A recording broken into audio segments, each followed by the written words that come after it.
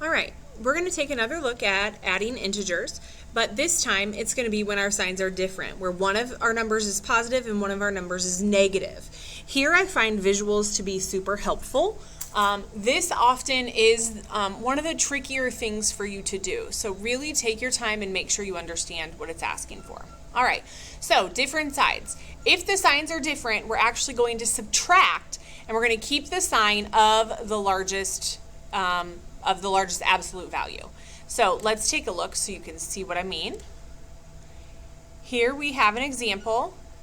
We actually have 4 plus negative 6. So what we're going to do, or the way we're going to look at this, is we are actually going to take the absolute value or the distance away from 0. So 4 is 4 away from 0 and negative 6 is 6 away from 0. So I'm actually just going to take 4 and 6, almost ignoring my positives or negatives right now, and I'm going to subtract those. So if I have 4 and 6, 6 minus 4 is 2. I have to look and see, what did I have more of? Did I have more positives or did I have more negatives? Whatever I had more of, that is going to be my answer. So here I had 4 positives and 6 negatives, meaning I had more negatives. So my answer is negative 2. But let me show you a visual of what I mean, or what that looks like. So if I have positive 4,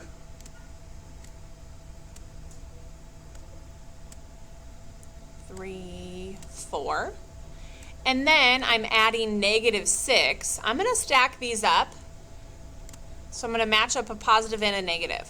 What those do, or what those create, are a negative pair, meaning the positive and the negative cancel each other out.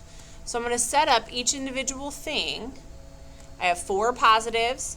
I have 6 negatives. So this makes a 0 pair, which means it gets taken away. This makes a 0 pair and kind of cancels each other out. This makes a 0 pair. This makes a 0 pair. The things that I'm left with are 2 negatives. So my answer is 2 negatives. I find the visual is helpful to see that.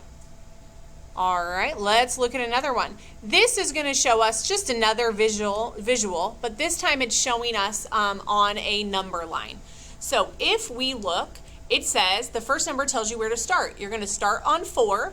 And I want you to add negative 6. Since it's negative, that means we're going to move 6 to the left. 1, 2, 3, 4, 5, 6. The one you land on is your answer, negative 2. Okay, so there's a visual to help you. We're going to look at some problems together. I'm still going to use those counters or that 0 pair to help me. Same rule. Remember, we are going to look at the numbers. We're actually going to subtract the absolute value, and whatever we have the larger or the most of, more positives or more negatives, that's what our answer is going to be. So in this first one, we have negative 6 and negative 3. So I'm actually going to treat that like 6 minus 3, which gives me 3. And I have more negatives, so my answer is going to be negative 3. If you're like, whoa, Mrs. Dunn, I didn't get that. I don't know where that came from. Let's reset and take a look at this. If I have 6 negatives,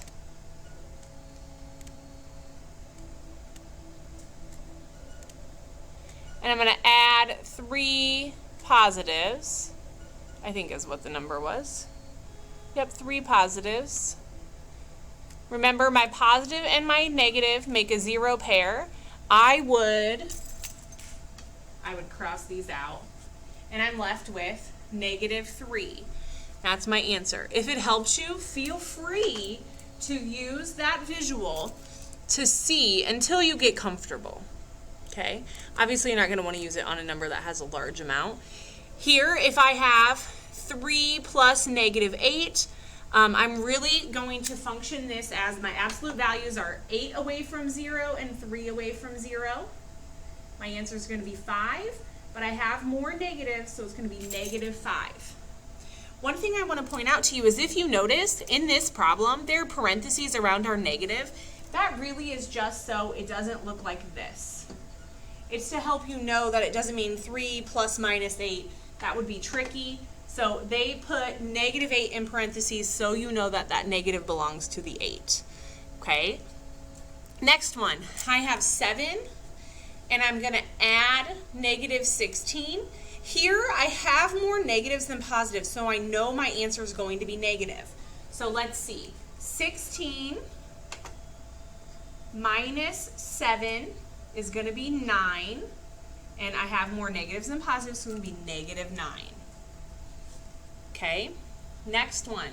Negative 6 plus 22. This time I have more positives than negatives, so my answer is going to be positive.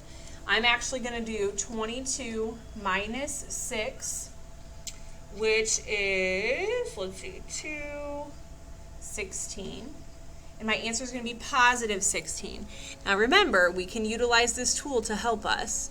I have 6 negatives, 3, 4, 5, 6, and then I have 22 positives. I'm going to cancel these out first.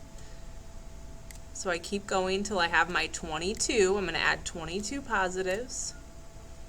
So 6, 7, 8, 9, 10, 11, 12, 13, 14, 15, 16,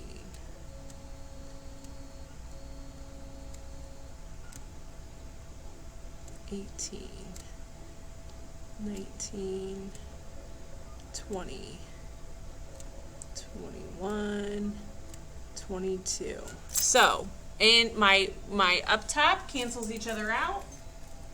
That leaves me with 1, 2, 3, 4, 5, 6, 7, 8, 9, 10, 11, 12, 13, 14, 15, 16 positives.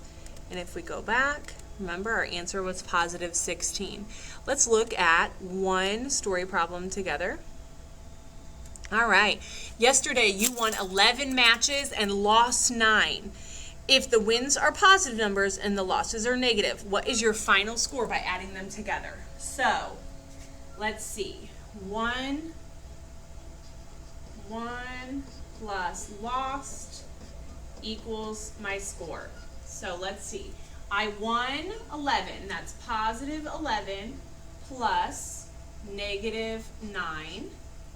And I want to know how much that is. So if I have 11 positives and 9 negatives, 11 minus 9 is 2. I have more positives than negatives. So my final score would be 2. All right, and there you have adding with different signs.